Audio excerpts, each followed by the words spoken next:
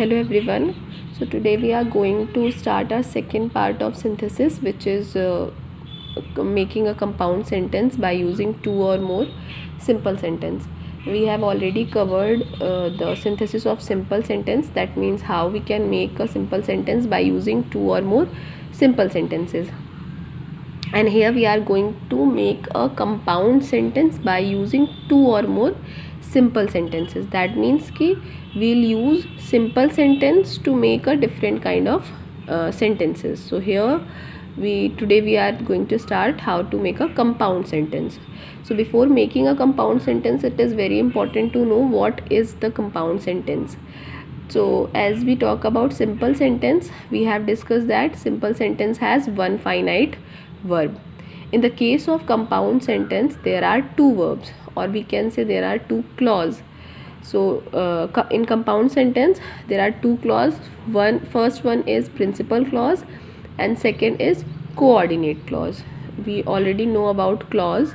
There are three types of clause: principal clause, coordinate clause and subordinate clause.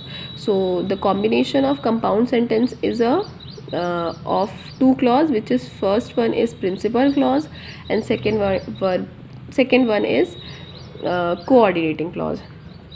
If we talk about coordinate clause, so what is coordinate clause? Coordinate clause is a clause in which there is a equivalent meaning of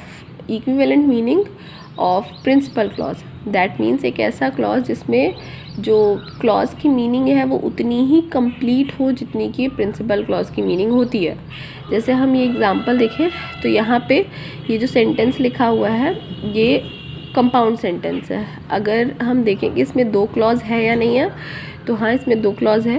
पहला clause जो है वो principal clause है, which is Ram went to the market. Second है and he bought some groceries. So ये कौन सा clause हो जाएगा? Coordinate clause. अभी कैसे हमें पता चला कि कोऑर्डिनेट क्लॉज है? बिकॉज अगर हम देखें तो इन दोनों की मीनिंग कंप्लीट है. इसमें भी एक सब्जेक्ट और एक वर्ब है और इसमें भी एक सब्जेक्ट एक वर्ब, और देखा जाए तो एक पूरा फ्रेम है, कंप्लीट फ्रेम है ऑफ क्लॉज. और जैसे सिंपल सेंटेंस में हम जब बनाते थे तो हम ये ध्यान रखते थे कि एक ही वर्ब का यूज़ हो. यहाँ पर ऐसा नहीं होगा. कंपाउंड सेंटेंसेस बहुत सिंपल होते हैं, बस हमें कंजंक्शंस याद रखना होगा कि कौन सा कंजंक्शन है. जैसे यहाँ पे ये एंड से हमने सेंटेंस को जोड़ दिया. इन केस अगर हम ये एंड हटा दें तो हमारे पास ये दो सिंपल सेंटेंस हो जाएंगे. अगर हमने ये एंड लगा दिया, एक कंजंक्शन से जोड़ दिया, तो फिर ये हमारा कंपाउंड सेंटेंस बन गया. तो दैट मीन्स कि कंपाउंड सेंटेंस को बनाने के लिए यहाँ पे जो इम्पोर्टेंट रोल होता है वो कंजंक्शन का होता है. That's it. सो और ज़्यादा कुछ हमें चेंज इसमें नहीं करना होता है. यहाँ पे ये याद रखना बहुत ज़रूरी है कि किस तरीके का कंजंक्शन जो है वो कौन से सेंटेंस में हम यूज़ करेंगे. अब कंजंक्शंस की बात करें तो कोऑर्डिनेटिंग कंजंक्शंस होते हैं. ये मैंने कंजंक्शंस कुछ बताए थे जब हम लोग कोऑर्डिनेट क्लॉज पढ़ रहे थे. उसमें मैंने बताया था कि कोड होता है फैन बॉयज़ का, उसमें अलग अलग कंजंक्शंस आते हैं. अब हम थोड़ा डिटेल में पढ़ेंगे. जैसे कोऑर्डिनेटिंग क्लॉज जो होते हैं वो चार तरह के होते हैं. Today we are going to discuss first part only.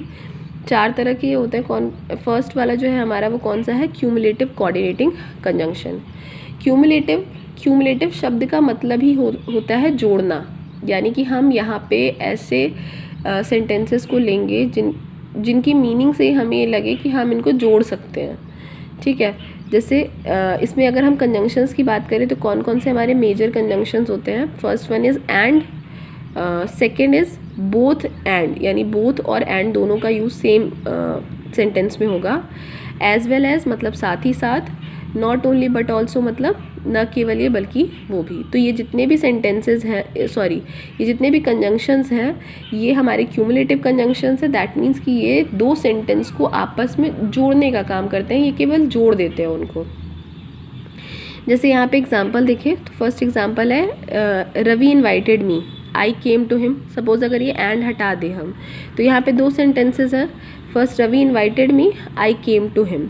तो हम अगर हिंदी में देखें तो हम ऐसे ही तो कहेंगे कि रवि ने मुझे बुलाया और मैं वहाँ गया. हम यही कहेंगे. तो और मैं वहाँ गया, इस वजह से हमने यहाँ पे क्या लगा दिया? एंड लगा दिया. मतलब अगर हम मीनिंग वाइज भी देखें तो ये बहुत ही सिंपल है. हमें क्लियरली समझ में आ जाएगा कि यहाँ पे कौन सा कंजंक्शन जो है वो एप्रोप्रिएट रहेगा. अब अगर हम सेकेंड एग्जाम्पल की बात करें, which is Ravi has bought this book, Mohan has bought this book. ठीक है, यहाँ पे अब हमें लग रहा होगा कि इसको तो हम चारों से जोड़ सकते हैं, बट नहीं, ऐसा नहीं है। इस सेंटेंस को हम 3 कंजंक्शन से जोड़ सकते हैं, दैट मीन्स बोथ एंड से, एज वेल एज से, नॉट ओनली बट ऑल्सो से, लेकिन हम इसे एंड से नहीं जोड़ सकते। So I am going to tell you the reason why. Before then that let's see कि ये तीनों कौन से होंगे। तो फर्स्टली अगर हम इसको एज वेल एज से जोड़ें तो क्या हो जाएगा, Ravi as well as Mohan bought this book, simple sentence हो गया। नेक्स्ट है not only Ravi but also Mohan bought this book. Third हो जाएगा both Ravi and Mohan bought this book.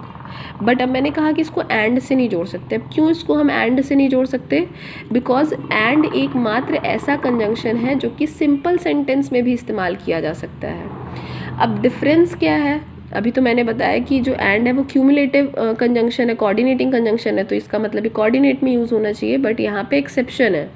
And एकमात्र ऐसा कंजंक्शन है जिसको हम सिंपल सेंटेंस में भी यूज़ कर सकते हैं। बट जो डिफरेंस होता है वो ये होता है कि जब वो सिंपल सेंटेंस में आता है तो वो सिर्फ नाउन और नाउन को जोड़ता है। अगर ये कॉम्बिनेशन होता है और यहाँ एंड लिखा होता है तो ये किसको जोड़ता है, नाउन और नाउन को।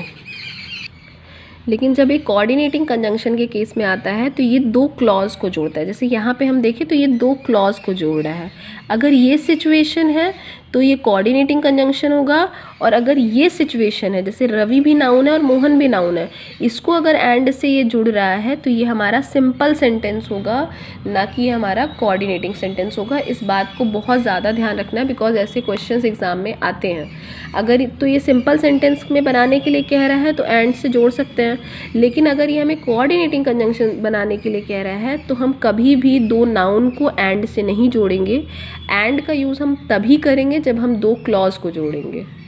सो you need to do practice more about this, so it will be clear. And if you have any doubt then ask me, and further topic we are going to discuss in our next parts.